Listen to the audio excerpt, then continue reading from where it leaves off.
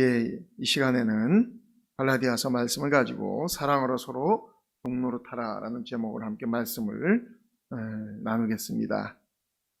오늘 말씀은 우리가 예수 그리스도의 십자가 보혈로 죄로부터 자유롭게 되었으면 그 자유를 구체적으로 어떻게 사용해야 하는가에 대해서 우리에게 말씀하고 있는 그러한 대목입니다. 여러분, 자유는 하나님이 인간에게 주신 참 귀한 선물입니다. 우리는 이 대한민국에서 태어나서 자유롭게 살다 보니까 이 자유를 누리는 것이 당연한 것으로 알고 있지만 아직도 이 지구상에는 이렇게 자유가 마음껏 자유롭게 자유를 누릴 수 있는 나라들이 많지는 또 않습니다. 의외로. 그래서 우리가 자유를 찾아서 이렇게 탈북한 사람들이 어느새 벌써 한 3만 5천 명 정도가 넘는다고 합니다. 그 탈북한 분들의 대부분은 이제 배가 고파서 탈북한 사람들이 많지만 또 그 중에는 보면 이 북한에서도 상류 1% 안에 드는 아주 잘 사는 사람들도 더러 탈북하는 사람들이 있습니다. 그래서 그들에게 묻습니다. 북한에서의 삶이 어떻게 보면 이 남한에서의 삶보다 더 큰 집에서 살고 더 부유를 누리면서 살았을 텐데 왜 탈북했습니까? 라고 그분들에게 물으면은 그분들은 다음과 같이 대답을 한다고 합니다. 물론 남한에서보다 집도 크고 좋은 음식을 먹으며 떵떵거리며 살 수는 있었습니다. 그러나 기본적으로 자유가 없고 기본적으로 사유재산이 인정이 되질 않습니다. 그렇기 때문에 언제 그 공산당 간부들한테 꼬투리가 잡혀가지고 그 많은 재산 다 몰수당하고 또 몸은 또 수용소로 그런 어떤 집단 그러한 노동자 일하는 그런 데로 보내져서 죽도록 거기서 노동하다가 죽을 수도 있습니다. 그래서 자기들은 그 많은 걸 갖고 있지만 늘 불안한 가운데 살고 있다는 것입니다. 그리고 결정적으로는 미래가 없다는 겁니다. 자녀들의 미래도 없고 자기들의 미래도 없고 하루살이처럼 그냥 하루하루 그냥 사는 게 다라는 겁니다. 그래서 그들이 탈북했다고 그렇게 이야기를 합니다. 여러분, 그래서 자유는 참 소중한 것입니다. 우리가 어디를 가든지 자유롭게 다닐 수 있지 않습니까? 그러나 북한이나 이런 데는 이 마을을 벗어나려면은 다 증명서를 띄워가지고서는 그걸 보여줘야만이 할 수가 있기 때문에 자유가 없습니다. 그 자유를 우리가 지금 누리고 있는 이 자유를 되찾기 위해서 치른 대가가 크면 클수록 그 자유는 더욱더 보배롭고 가치가 있는 것입니다. 그런데 어떤 사람들은 그렇게 해서 얻은 자유를 잘 사용하여서 그 자유의 가치가 더 빛나는 경우가 있는가 하면은 어떤 사람들은 그 자유를 아무렇게 막 사용하다 보니까 이전보다 더 잘못된 그러한 경우가 되어지는 경우도 있습니다. 오늘 말씀을 통해서 우리가 예수님의 피값으로 얻은 이 귀한 죄로부터의 자유를 우리가 어떻게 사용해야 하는가를 또 생각해 봐야 합니다. 첫 번째로 우리는 다시는 종의 멍에를 매지 말아야 된다라고 성경은 말합니다. 1절 말씀을 보니까 그리스도께서 우리를 자유롭게 하려고 자유를 주셨으니 그러므로 굳건하게 서서 다시는 종의 멍에를 매지 말라라고 말씀하고 있습니다. 예수님께서 우리를 자유롭게 하시기 위해서 자유를 주셨다는 겁니다. 그래서 우리는 예수님께서 우리에게 자유를 주셨기 때문에 우리가 지금 자유로운 것입니다. 이 자유는 우리의 힘으로 얻은 것이 아니라는 겁니다. 이 자유는 예수 그리스도가 십자가에 달려서 죽으심으로 말미암아 얻은 오직 우리가 은혜로 말미암아 얻은 자유라는 것입니다. 예수님께서는 우리에게 이 자유를 주시기 위해서 엄청난 대가와 희생을 예수님께서 치르셨습니다. 자신의 고귀한 생명을 인류를 위해서 과감하게 던지셨기 때문에 우리가 지금 이 자유를 누리고 있는 것입니다. 예수님은 우리에게 소중한 자유를 선물로 주시기 위해서 자신의 값진 자유를 스스로 포기하셨습니다. 이것이 중요합니다. 누군가가 자유를 포기했기 때문에 지금 우리가 자유를 누리고 있는 것입니다. 그게 바로 예수님이시라는 것이죠. 예수님께서는 어떤 자유를 포기하셨습니까? 신체의 자유를 포기하셨고요. 공정한 재판을 받을 자유도 포기하셨습니다. 자신의 무죄를 항변할 수 있는 자유, 하나님의 아들의 직권으로 12영이 더 되는 천사들을 출동시킬 수 있는 자유도 온전히 다 포기하신 겁니다. 이렇게 해서 우리를 죄로부터 자유롭게 해 주셨다면, 그렇다면 우리는 과연 어떻게 해야 하겠습니까?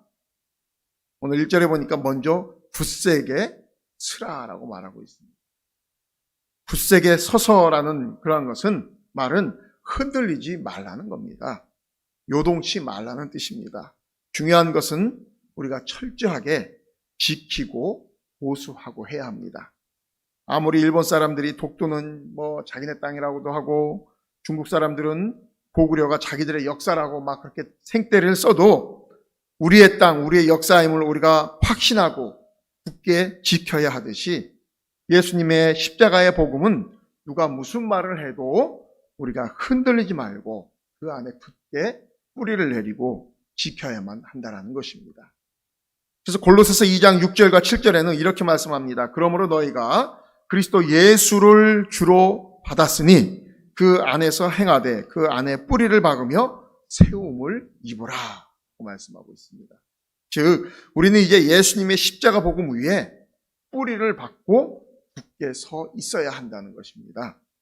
그 어떤 사단의 유혹과 이단들의 미혹과 세상의 핍박이 몰아친다 해도 우리가 절대로 그것에 의해서 흔들려서는 안 된다는 것이죠. 십자가 복음은 우리의 영적인 생명성과도 같기 때문에 그렇습니다. 그런데도 다시 과거의 그러한 죄악된 생활, 과거의 율법주의로 돌아가고자 하는 자들에게 바울은 오늘 철저하게 권면하고 있습니다. 다시는 종의 멍에를 매지 말아라 라고 말씀하고 있는 것입니다. 과거 율법으로 돌아가는 것은 단순히 이 당시에 이 할례만 하나 더 추가하고 율법 몇 개만 더 지키는 것으로 끝나지 않기 때문에 그렇습니다. 다시 율법의 멍에를 매야 하기 때문에 그렇습니다. 자유를 버리고 속박의 고리를 다시 목에다 차는 것과 같은 것이기 때문에 그래요. 그래서 3절을 보면은 내가 할례를 받는 각 사람에게 다시 증언하노니 그는 율법 전체를 행할 의무를 가진 자라 이렇게 말씀하고 있습니다. 무슨 말입니까? 절대로 그 유대인들이 말하는 그 할례 받는 것 그 하나로 끝나지 않는다는 것입니다. 그거 할례를 받게 되면 그 다음에 어떻게 됩니까? 하나씩 둘씩 우리가 믿음을 양보하다 보면 점점 더 깊이 빠져들어가서 나중에는 율법 전체를 행해야 할 의무를 질 수밖에 없다라는 겁니다. 그러면 과거의 그 괴롭고 숨막히는 율법의 세계로 다시 복귀할 수밖에 없는 겁니다. 다시 양심의 고통에 시달리고 죄의식에 시달려야 된다는 겁니다. 그러므로 우리는 다시 율법으로 돌아가서는 안 된다라는 것이 지금 사도 바울 선생님의 강한 그런 메시지입니다. 또한 우리는 다시는 과거에 즐겼던 죄의 멍에를 매지 말아야 한다라는 것이 사도 바울 선생님의 메시지입니다. 사람들의 마음속에는 묘하게도 과거에 이 회귀 본능이 있습니다. 그래서 그런 말씀들 하죠. 옛날이 좋았어. 이런 말씀들 하시는 분들이 많습니다. 요즘 이 BTS라고 하는 우리 아이돌 그룹이 지금 세계에서 이름을 막 날리고 있습니다. 이번에 새로운 이 음반을 하나 발표했는데 다이너마이트라고 하는 그런 음반이에요. 노래가 굉장히 즐겁습니다. 그런데 그들이 뮤직비디오를 딱 발표했을 때에 놀랐어요, 사람들이. 왜 놀랐냐면 이 옷이 다 복고풍이에요. 옛날 70년대 나팔바지에 그런 수트 입고 그것을 그러니까 옛날 복고풍으로 다시 돌아가서 마이클 잭슨의 그 모션들이 나오고 그러면서 막 춤을 춥니다. 그거를 흔히 레트로라고 합니다. 과거로 그것을 가지고선 다시 불러서 그것을 재유행시킨다라는 그러한 의미입니다. 그러다 보니까 이 서양권에 있는 사람들이, 특히 이 마이클 잭슨이라고 하는 팝 뮤지션의 향수를 갖고 있는 사람들이 폭발적으로 이제 막 인기가 또 늘어나는 겁니다. 그래서 그 뮤직비디오를 딱 발표한 지 24시간 만에 1억 1000명이 봤습니다. 전 세계에서. 어마어마하죠. 예. 지금도 계속 히트를 치고 있는데, 우리 사람들은 그렇게 다시 과거로 돌아가고 싶어 하는 마음이 있다라는 겁니다. 그래서 남자들은 그 지옥 같았던 이 군대 시절이 싫었지만, 군대 이야기가 나오면 어떻습니까? 시간 가는 줄 모르고 계속 또 그 이야기를 합니다. 여자들이 제일 싫어하는 이야기 2가지가 있다고 하면 군대 이야기하고 군대에서 축구했던 이야기, 그걸 제일 싫어한다고 하는데, 이 남자들은 또 그게 굉장히 또 이야기거리가 되는 것 같습니다. 그러나 우리가 왜 다시 그렇게 과거로 다시 돌아가면 안 됩니까? 다시 종의 멍에를 매는 것이기 때문에 그렇습니다. 예수님의 피값으로 자유인이 되었는데 다시 율법의 종이 되어서 죄의 노예가 되어서 멍에를 메고 육체의 종로로 타게 되면 어떻게 됩니까? 그럴 수는 없다라는 것입니다. 아무리 과거가 옛날이 좋았어 라고 할지라도 다시 과거로 우리가 돌아갈 수도 없고 또 과거로 돌아가서도 안 되는 것입니다. 일단 한번 그러한 것에 말려들게 되면 걷잡을 수 없이 빨려 들어가기 때문에 그렇습니다. 그래서 2절 하반절에 보니까 그리스도께서 우리에게 아무 유익이 없다. 만약 우리가 다시 율법의 세계로 돌아가게 되면 예수님께서 우리를 위해서 행하신 그 모든 일들이 아무런 유익이 없다라는 겁니다. 의미가 없다라는 것입니다. 또 4절 하반절에 보면 그리스도에게서 끊어지고 은혜에서 떨어지게 된다라고 말하고 있습니다. 그것은 예수님과 아무 상관이 없게 되어 버린다라는 것입니다. 요한복음 15장 5절과 6절에서 예수님께서 우리에게 다음과 같이 말씀하십니다. 나를 떠나서는 너희가 아무것도 할 수 없음이라. 사람이 내 안에 거하지 아니하면 가지처럼 밖에 버리워 말라지나니 사람들이 이것을 모아다가 불에 던져 사르느니라.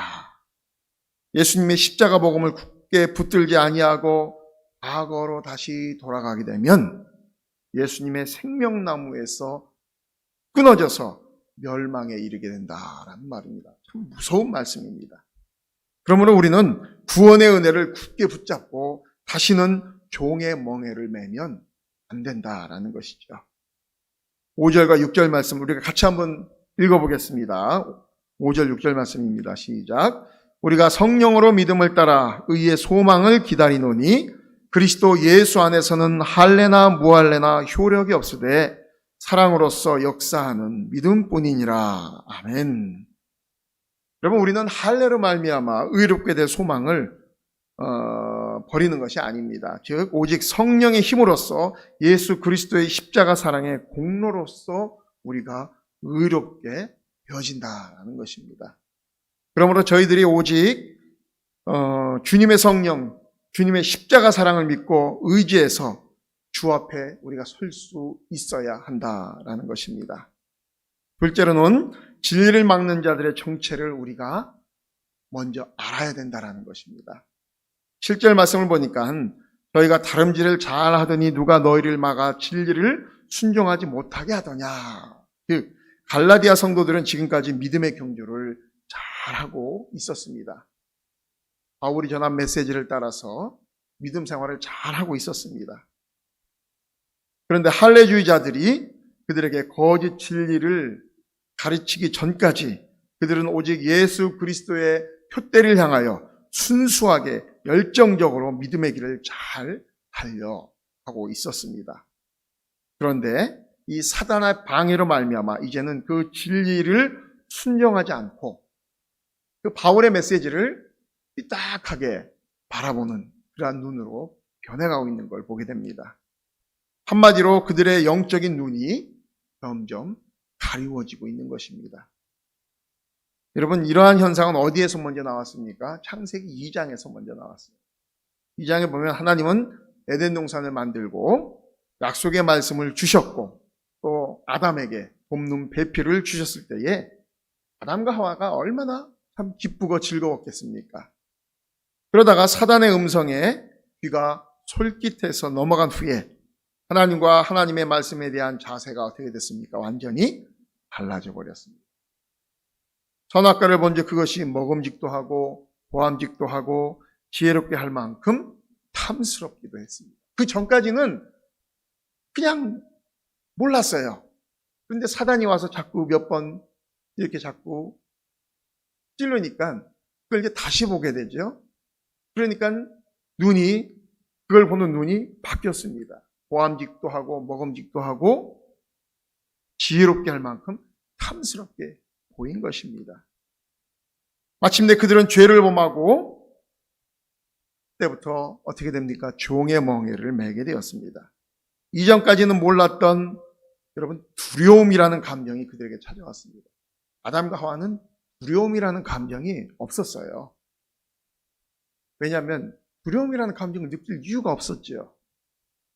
그런데 죄를 범하자 처음 온 것이 두려움이라는 그 감정이 이제 들어오게 된 겁니다. 굉장히 낯설었겠죠. 자기들이 한 번도 느껴보지 못했던 그러한 감정이었기 때문에.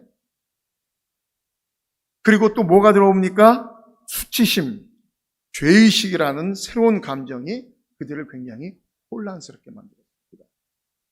아마 이 죄의식이 처음 들어왔을 때 엄청난 이 감정적인 동요가 일어났을 것입니다. 그 전에는 서로 발가벗었어도 누구도 부끄러워하지 아니하다가 이제 자꾸만 부끄러움이라는 감정도 들어오게 됩니다. 그래서 여러분 우리가 죄를 지으면 여러 가지 안 좋은 감정이 들어오게 됩니다. 두려움, 부끄러움, 죄책감 이런 것들이 막 들어오게 되는 것입니다. 그래서 자꾸 이제 나무 뒤로 숨는 거예요. 누가 숨으라고도 하지 않았는데 자연스럽게 그렇게 되어져 가는 겁니다. 누가 뭐라고 하는 것도 아닌데 스스로 멍에를 메고 괴로워하게 됩니다. 도대체 누가 이들을 막아 진리를 순종치 않게 하는 것입니까? 바로 사단이 하는 것입니다. 8절 말씀을 보니까 그 권면은 너희를 부르신 이에게서 난 것이 아니라 말하고 있습니다. 우리를 부르신 하나님께서 우리에게 그런 감정들을 주는 것이 아니라는 것이죠. 사단이 주는 감정들입니다. 제가 아는 한 권사님 조금 전에 제가 잠깐 좀 만나 뵙고 왔는데 그분이 사업을 크게 하시다가 한순간에 그냥 망해버리셨어요. 십수억 원의 그런 큰 빚을 졌습니다. 그 믿음이 그렇게 좋으신 분도 그 빚을 지니까 다른 게 아니에요. 교회에서 사람들이, 성도들이 그분을 정죄합니다. 그러니까 이분이 그게 너무너무 참 두려움과 또 배신감과 상처로 막 오니까 당신이 어느 한순간에 죽자 이런 감정이 들더라는 겁니다. 권사님이시고 믿음이 참 좋으신 분입니다. 그래서 당신이 옥상에서 떨어지려고까지 했다는 거예요. 그러면서 이제 그 순간이 지나가고 나니까 왜 내가 그때 그런 순간적인 생각을 했었는지 모르겠어요. 사단이 그렇게 막 나를 그런 감정들을 막 불어 넣어주면서 그렇게 몰아가는 것을 당신이 느꼈다라는 겁니다. 그런데 지나고 보니까 아무것도 아니라는 거예요. 지나고 보니까 누가 그렇게 막 우리를 충동질합니까? 사단이 그렇게 우리를 충동질한다.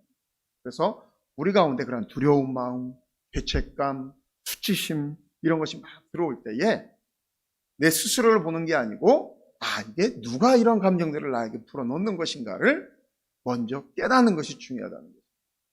그래서 이건 사단이 주는 마음이구나. 하나님이 주시는 마음이 아니구나 하면서 그 즉시 사단을 대적하는 것이 굉장히 중요한 것입니다. 그래서 8절 보면 그 권면은 너희를 부르신 이에게서 하는 것이 아니다. 권면이라고 말하지만 그건 권면이 아니죠. 자꾸 우리를 정죄하는 것이죠. 그 주장과 이론들은 우리를 부르신 하나님에게서 온 것이 아니고 사단으로 말미암아 온 것입니다. 그래서 우리는 항상 이걸 잘 알아야 됩니다. 내 가운데 막 감정이 막 변화가 오고 바뀔 때 이게 지금 누가 나에게 주는 마음인가? 누가 나에게 이런 마음을 충동질하는 것인가? 그거를 먼저 우리가 판단을 하는 것이 중요합니다. 출처가 어디냐라는 것입니다.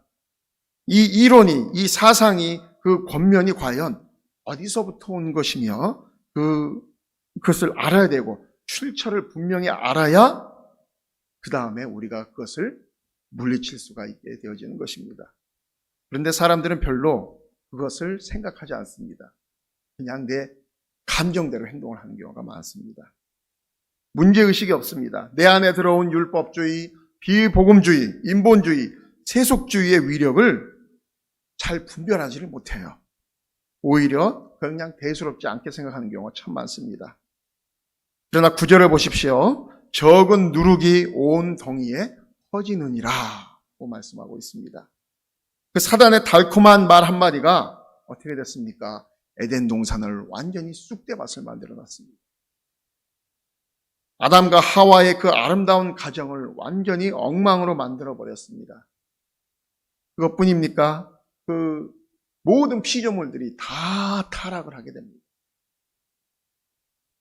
신약에 와서 아나니아와 삽비라 부부의 그러한 위선이 초대 예루살렘 교회를 완전히 거짓의 온상으로 만들어버릴 수도 있었습니다.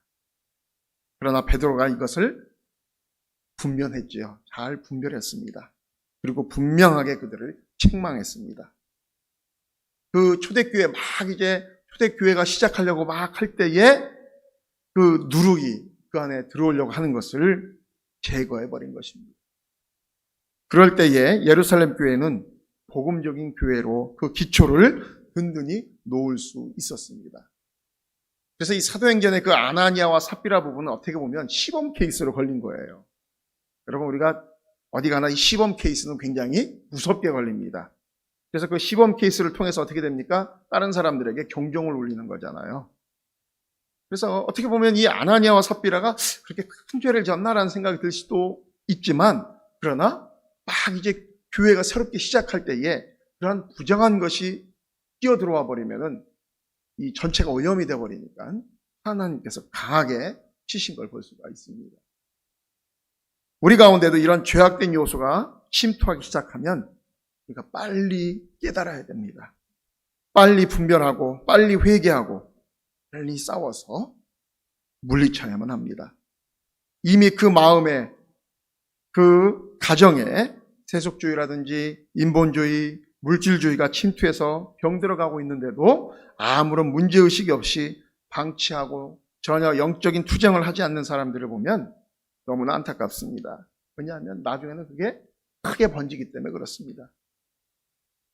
아담과 하와의 가정을 보십시오. 아브라함의 그 조카 롯의 가정을 보십시오. 사울과 또 삼손을 보십시오. 그들은 다 나중에 크게 후회한 사람들입니다.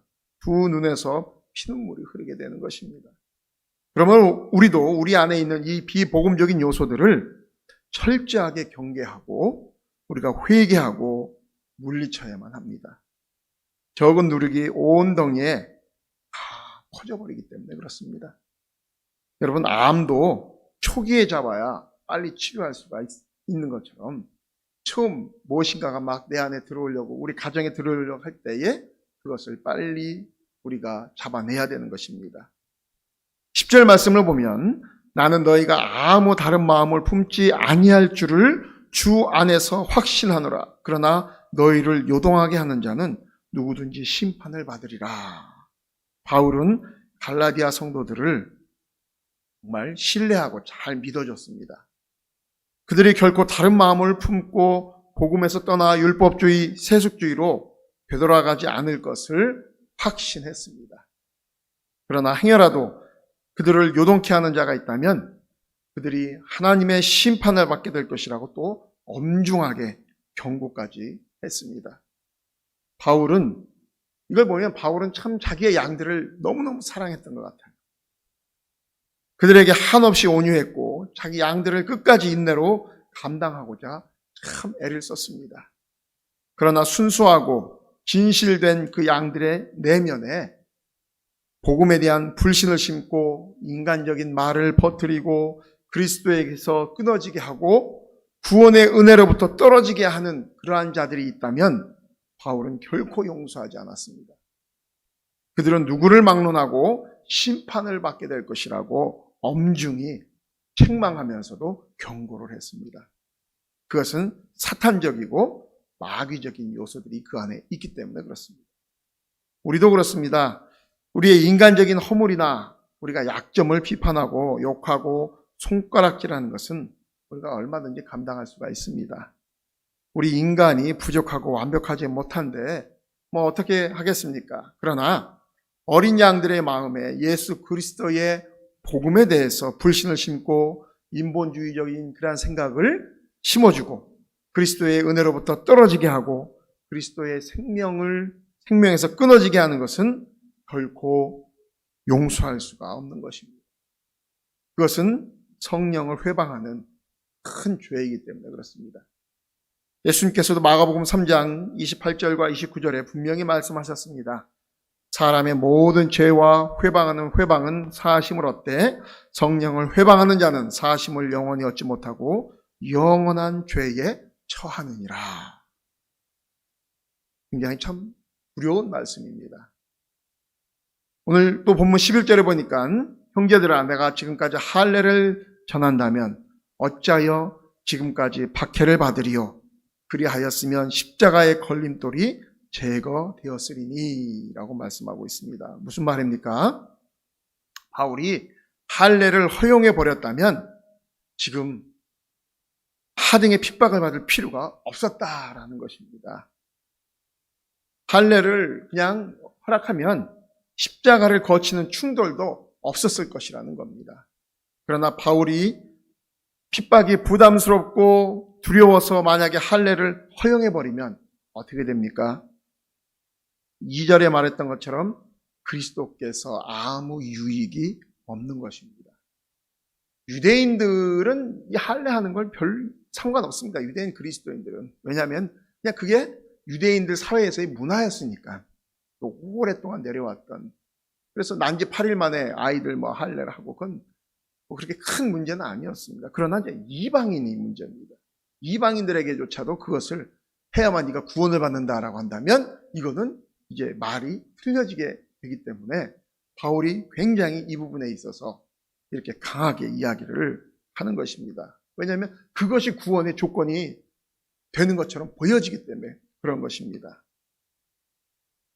그래서 바울이 12절에 뭐라고 말합니까? 너희를 어지럽게 하는 자들은 스스로 베어버리기를 원하노라. 이 무서운 말입니다. 이 말씀의 뜻은 뭐냐면 할례가 그렇게 좋으면 아예 그냥 전체를 잘라버려라 라는 겁니다. 굉장히 무섭죠? 굉장히 과격한 말을 합니다. 그러나 바울이 이렇게까지 이야기한 것은 할례주의자들이 미워서라기보다는 예수 그리스도의 십자가 복음을 어찌하든지 지키고자 하는 철저한 그런 복음 신앙에서 나온 것입니다. 세 번째로 하나님께서 우리에게 주신 이 자유는 나만 누릴 것이 아니라 다른 사람을 섬기는 데 사용하라라는 것입니다. 그래서 13에서 15절은 우리가 주님께로부터 받은 자유를 적극적으로 어디에 사용해야 하는가를 말씀해 주고 있는 것입니다. 13절 말씀을 보니까 형제들아 너희가 자유를 위하여 부르심을 입었으나 그러나 그 자유로 육체의 기회를 삼지 말고 오직 사랑으로 서로 종노릇 하라.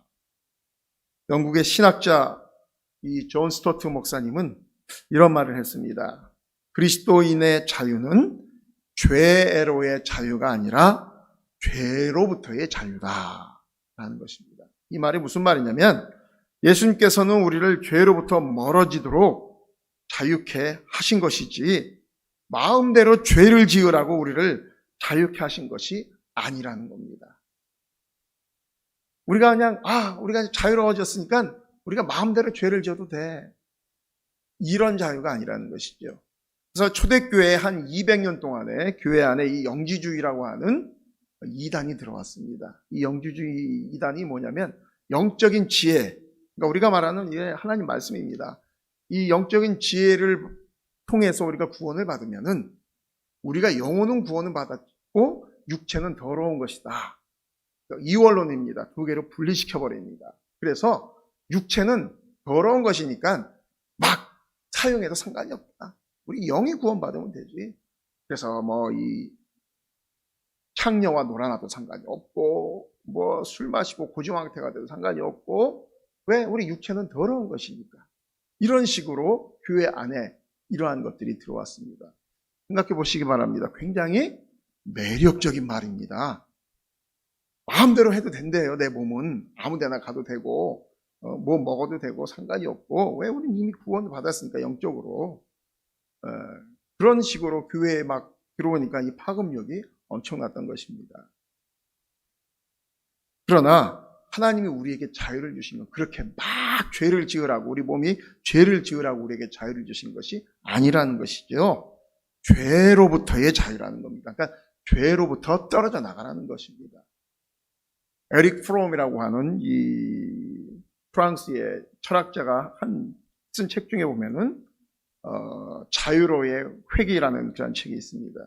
그게 무슨 말이냐면은, 쉽게 말하면 그러니까 이 열차는, 기차는 그 레일 위에만 있어야 자유롭다는 거죠.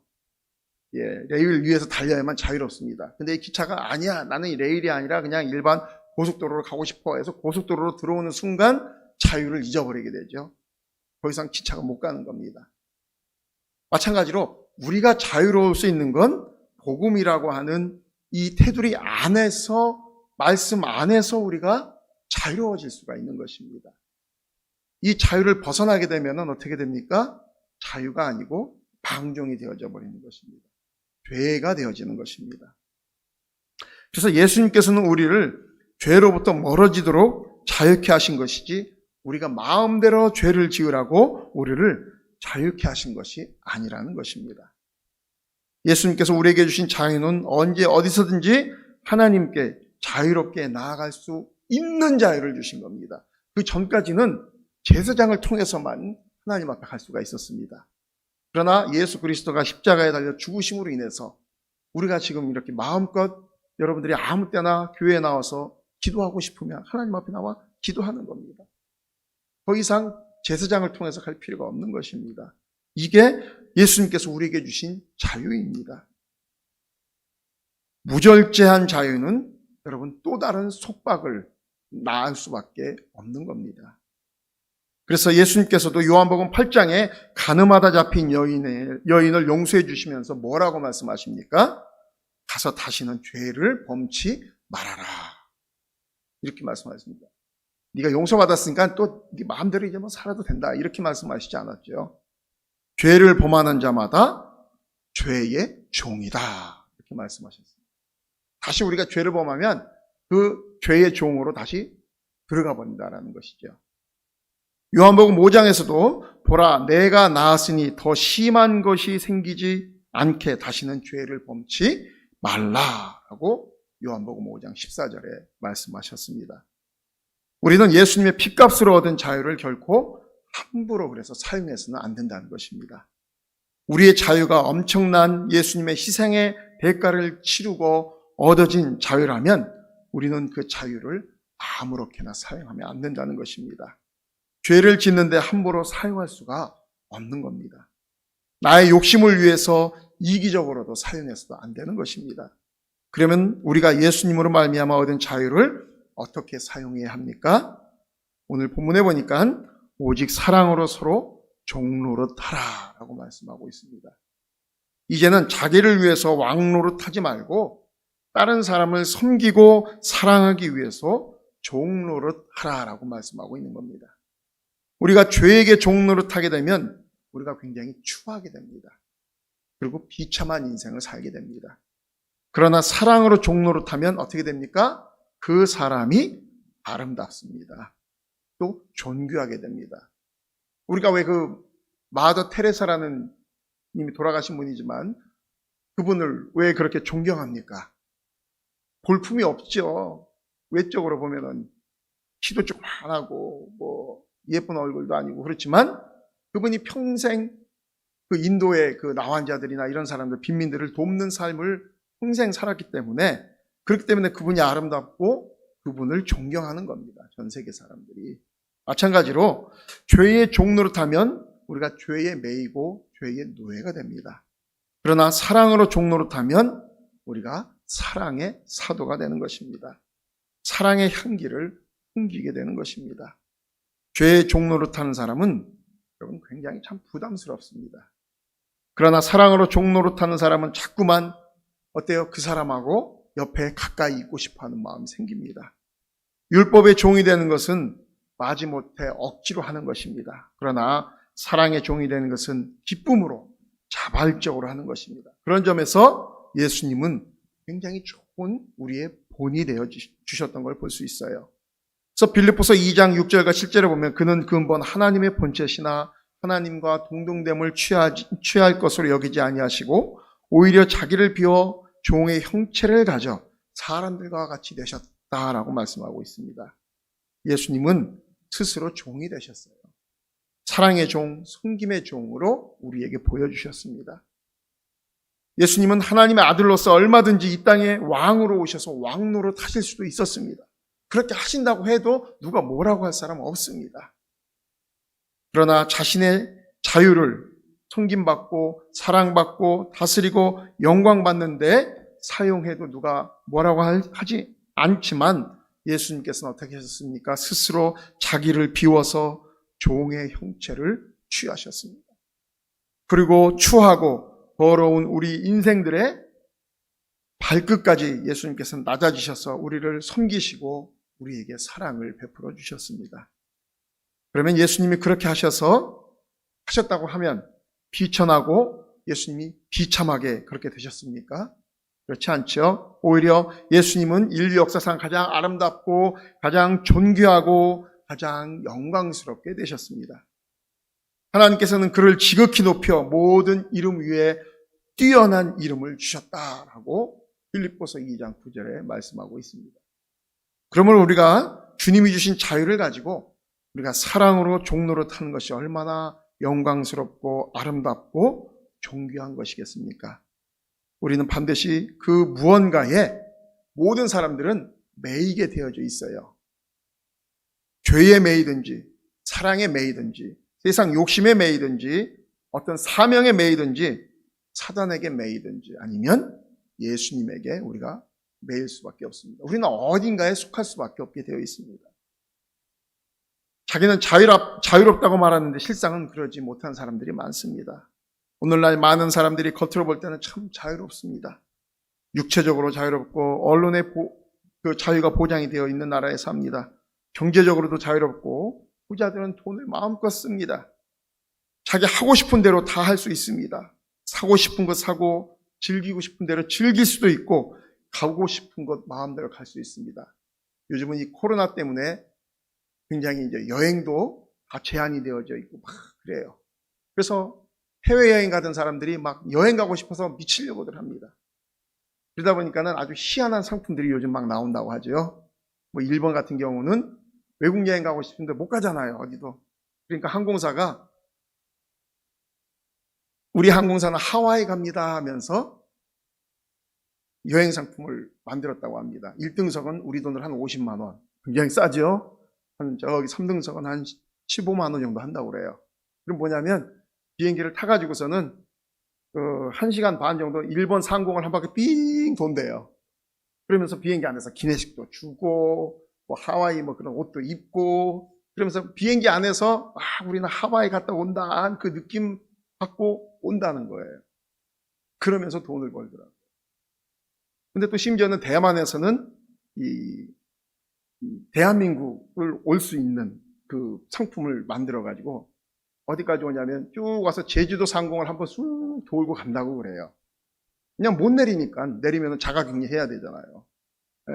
그러면서 그 제주도 상공을 올 때는 불 다 끄고 제주도의 그 밤 하늘을 그 야경을 볼 수 있게끔 그렇게 쭉 하고 뭐 또 간다고 그럽니다. 돈 쓰고 싶어서들 막 미치는 거예요. 여행을 못 다니니까. 다 그렇게 자유롭게 할 수 있습니다. 사고 싶은 거 사고 즐기고 싶은 대로 즐길 수 있고 가고 싶은 곳 마음대로 다닐 수 있습니다. 그러나 정말 그게 자유입니까? 그렇지 않습니다. 자기도 모르는 사이에 세상의 물질과 그러한 명예와 여러 가지 것들에 묶여서 사는 겁니다. 사람들의 인정과 칭찬의 노예에 빠져 있는 사람도 있습니다. 자기 마음속에 자기를 붙잡아줄 기준이 없으면 이처럼 바람에 따라 이리저리 흔들리는 돛담배와 같은 것입니다. 그러므로 우리는 주님께서 주신 그 자유를 적극적으로 주님을 섬기는 데 사용해야 합니다. 그리고 다른 사람들을 섬기고 사랑하고 베푸는 데에 사용을 해야 합니다. 말씀을 정리합니다. 우리는 주님께서 피값으로 주신 자유를 육체의 기회로 삼아서는 안 되는 것입니다. 오직 사랑으로 종노릇함으로 인해서 우리 예수님께서 우리에게 주신 그 말씀대로 주님을 기쁘게 하고 내 안에 아름다운 그리스도의 형상을 이루어 가야만 하는 것입니다. 우리 가운데 서로를 돌아보며 사랑으로 섬기고 베풀고 피차간에 덕을 세우는 그러한 선한 열정이 충만할 수 있기를 다시 한번 주님의 이름으로 축원드립니다.